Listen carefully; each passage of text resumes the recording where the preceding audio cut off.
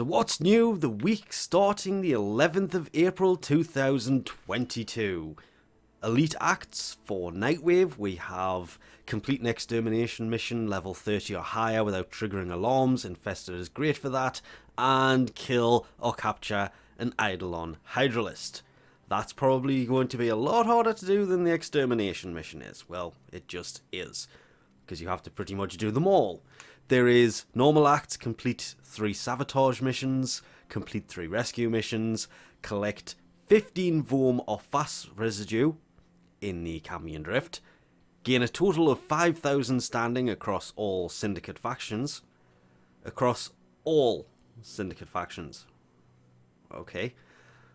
And complete 3 extermination missions. I'm sorry, across all Syndicate factions? That has to be some weird wording, because you can't do the 2 that you are hated by. Because, well, you can gain it in the wrong direction, I guess. Anyway, for credit offerings, there is Nihil's Elite, the 10,000 Kuva, 5 Niatan Extract, Vauban Parts, Catalyst, Reactor, different helmets. There is the Tatsu Tosun skin, Solstice, Tosu, what did I even say? The Tatsu Solstice skin does look pretty nice. Probably my second most favourite Solstice skin, because the lens one does just look really... Speaking of, the lens one just has to be the best because it just looks the best. In the colouring, with all this, everything it has on it, it is just possibly the best. For auras, there is Shield Disruption, which lowers the shields of Corpus, Rejuvenation, which allows you to regen health over time, Infested Impedance, which slows down enemies, EMP Aura, that, well, the Corpus have reduced accuracy. There is the Grinlock Desert Camo Skin Blueprint, the Tonkor Desert Camo Skin Blueprint, the Glaive Blueprint. This is the actual blueprint to build the Glaive. Only way to actually get the blueprint for that, actually. Same with the Pangolin Sword. Blueprint to actually build the melee weapon. And the Dark Sword. Only way to actually get the blueprint for this, unless they have moved these into the marketplace, but these used to be alerts, hence they are now in here. That is, of course, the actual weapon, as is the Dark Dagger blueprint. Though the dual-wielding Dark Swords, probably slightly better. And the Plink's Shock Camo Skin. There is Recharge Barrier, the Electric Shield Augment for Volt, that allies passing through have 35% to have their chance of having their shields restored. There is Direct Convergence, 100% accuracy when aiming the Supra. That is actually kind of a must for the Supra, to be honest. It makes it so much better to use. And Prisma Guard, the Prisma Augment for Mirage. Prism follows above Mirage for 4 seconds. 4 seconds. Heading off to see Teshin, see what he has brought this week. Sadly, it was the Umbra Former last week, which means this week it is the 50,000 Kuva. That is actually a pretty decent deal, considering it's 15 Steel Essence for 10,000. This is 55 Steel Essence for 50,000 Kuva.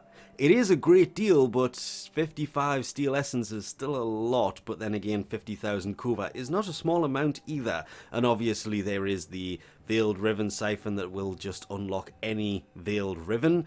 The primary Arcane Adapter, the secondary Arcane Adapter, the Stance Aura, and they still haven't... Maybe one day they may actually change what else comes here, but for now everything else is pretty much the same. It's just Kuva this week. Wish I'd picked up the Umbra Former last week, because I did actually use one. Not to forget, of course, if you have Hellmans Invigoration segment, this will also have just reset, so it's time to come in and have a look and see what you have, because some of... ability duration would go really, really well on Garuda. But the only way to do that is these will be different for every single person, and well, there's bound to be some crossover where somebody has exactly the same ones somewhere across the line, but most of the time they're completely different. But of course, every 10th Invigoration allows a mutated Invigoration that would allow you to put any one of these onto the frame you have equipped. And ability duration, that would actually be really useful for Garuda Prime. So would a 200% ability strength. Oh, these things always pop up when I don't have it, but then again, I'm not using most of these anymore. And of course, lastly, not to forget, week 3 of the 9-year anniversary for Warframe starts at 11 AM ET today, April 11th, for the next week. Meaning this weekend is the double credit weekend, next weekend is the double Affinity weekend, on until 2 PM today is of course still the double Affinity weekend, but it means the Dexdacra with the weapon slot, even if you just do the mission, sell the Dexdacra, you still get the weapon slot, and the Dex Risaka armor is also available. And with that, we'll leave this off here. Thanks for watching, and I'll catch you next time.